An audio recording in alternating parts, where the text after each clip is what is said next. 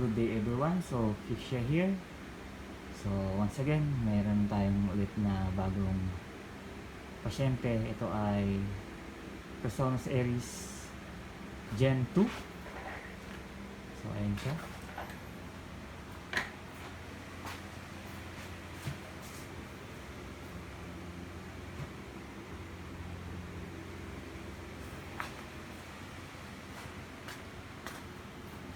Okay, so ang problem na ay volume up. The story's over now, I must conclude. I am conflicted, watching where I step, still hanging in the balance, not the life I want to live. Okay, so ang problem niya ay wala siyang volume dito. Dito meron. So, tanggalin natin tong speaker. Yeah. So, let's volume up. So, no audio out dito sa kanyang active speaker. This one is the passive speaker. This one is the active speaker with amplifier. So, wala siyang output. So, let's troubleshoot and let's go. Repair natin. Okay.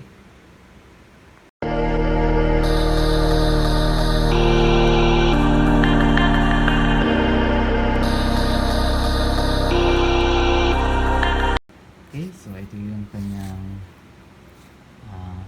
main amplifier. So, still gumagamit pa rin siya ng TDA 7265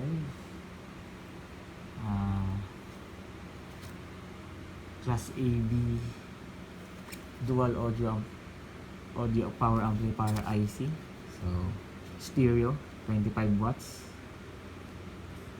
And then, so meron na siyang standby mode.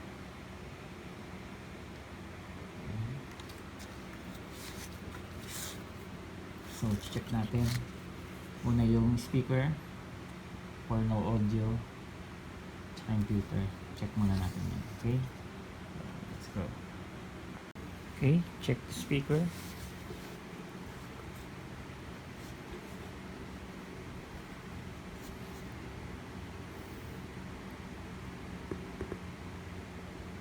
Good. Twitter. Good. So, buo yung kanyang speaker and then yung kanyang tweeter. Okay. So, proceed tayo sa kanyang main amp module. Okay. So, disassemble natin. Check natin yung mag-check tayo ng mga parts sa loob. Okay. Let's go.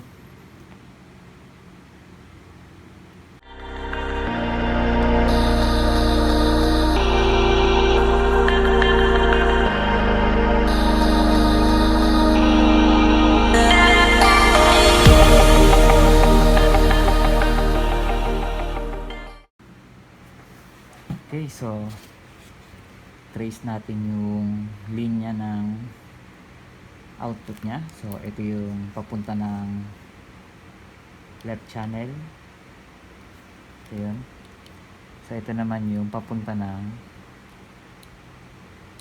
right channel. So trace natin yung line.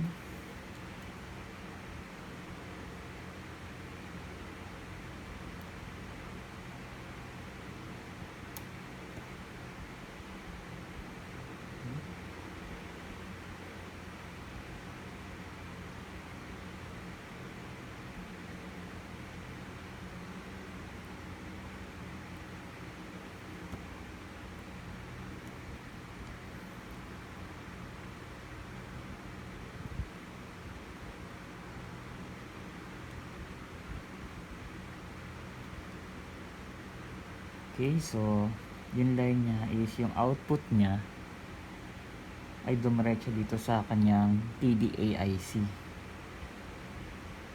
Okay. So, check din natin yung mga resistor. And then, check natin yung ibang parts.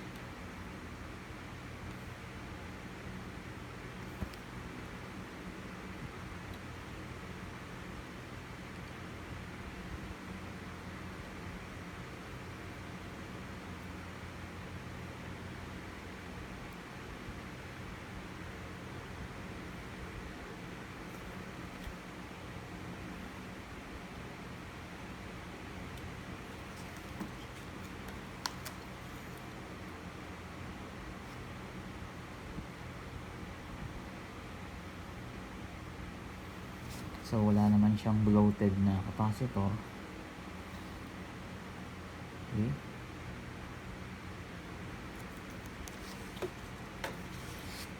Subukan natin palitan tong kanyang T-Day IC. Kasi ito ay dual channel IC, 25 watts. So, try natin palitan tong IC niya. Okay? So, let's go.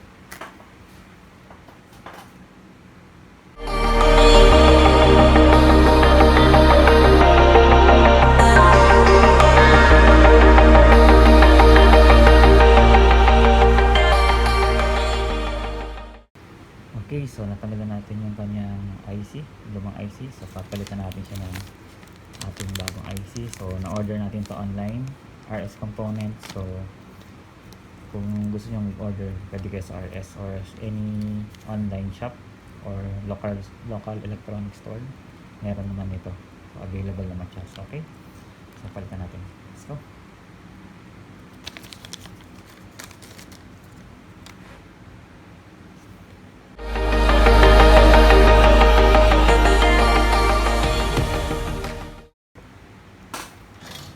Okay, so sa paghihinang nyo, siguraduhin nyo wala kayong short para hindi dumami yung sira niya. So be careful na magdikit-dikit siya, magkaroon siya ng short.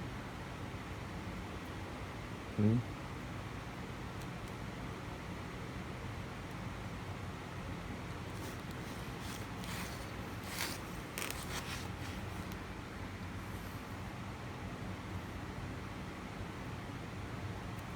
Tapos linisin nyo.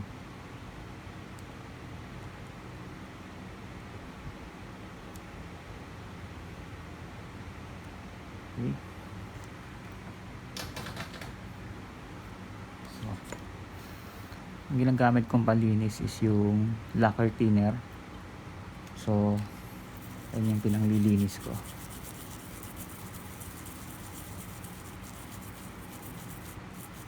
Mabilis lang siyang matuyo. Minsan naman mas okay yung lighter fluid para mas mabilis lalong matuyo. Double check kung may short.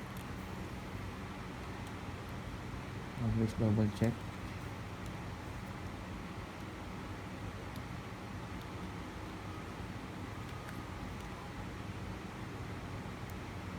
Okay.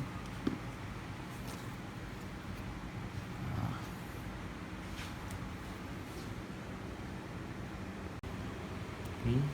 So, lagi nyo double check yung connection, kung maganda yung hinang at kung may short. Okay.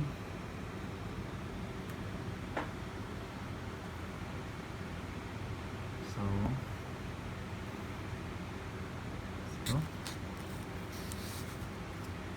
assemble na natin siya. Then, try natin kung magiging okay siya. Okay? Let's go.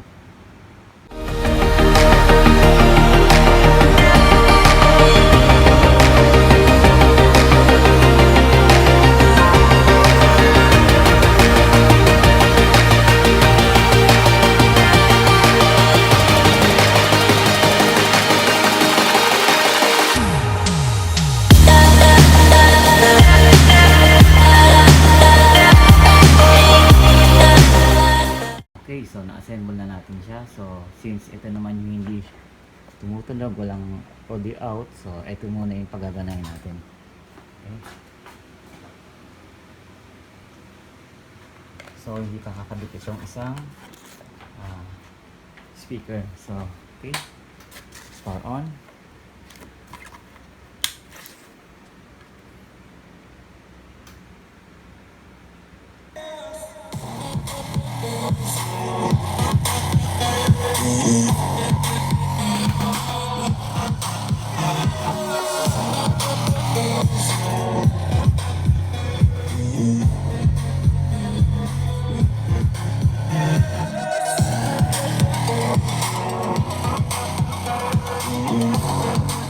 Okay, so meron na siyang audio out. So, ibig sabihin, sira talaga yung kanyang IC. Okay? So, ito lang yung pinalitan natin. Okay, so, kaya natin ikabit yung isang speaker para dalawang speaker na yung nakakabit. Okay? Okay, so, naikabit ko na yung dalawang speaker. Itong isang ano. Okay.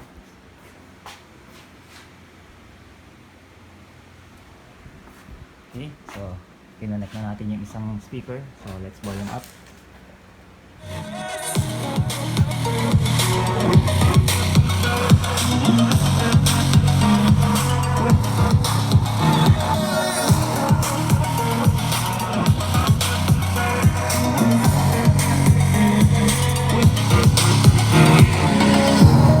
Burning the bridge that keeps us.